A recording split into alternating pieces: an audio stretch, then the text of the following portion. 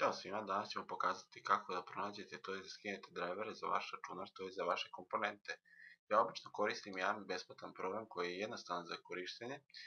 Program se zove Slim Drivers i download link će se nalaziti ispod videa u opisu.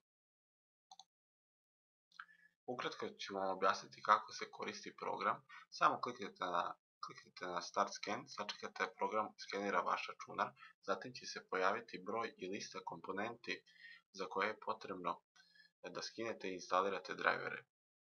Kao što vidite, za primjer sam ostavio da updateujem driver za grafičku karticu, ali ovaj program može pronaći drivere za sve ostale komponente za koje je potreban driver.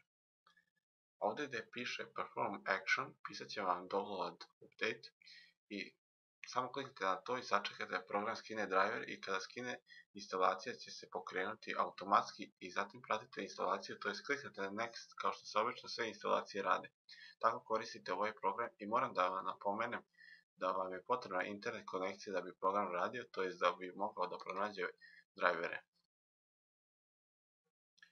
Alternativa je da koristite Google. Na primjer, izgubili ste CD ili ga polomili, što ste dobili uz računar kad ste ga kupili. Osnovno što treba da znate je model matične ploče, mainboard ili ti motherboard.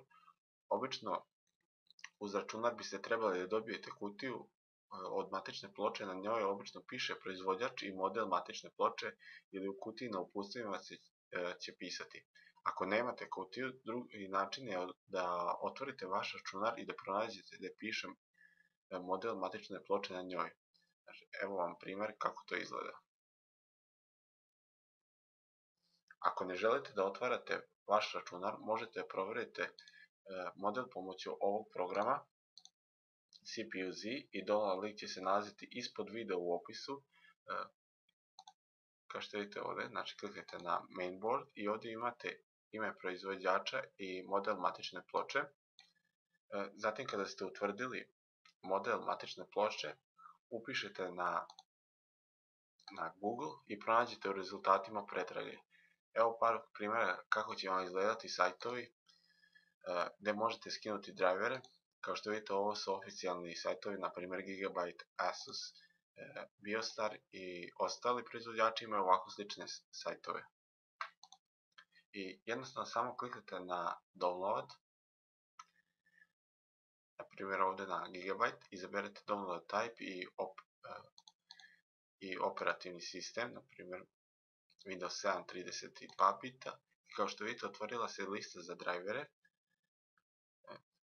Na primjer, kliknete na Europu da biste skinuli drivere koji su vam potrebni.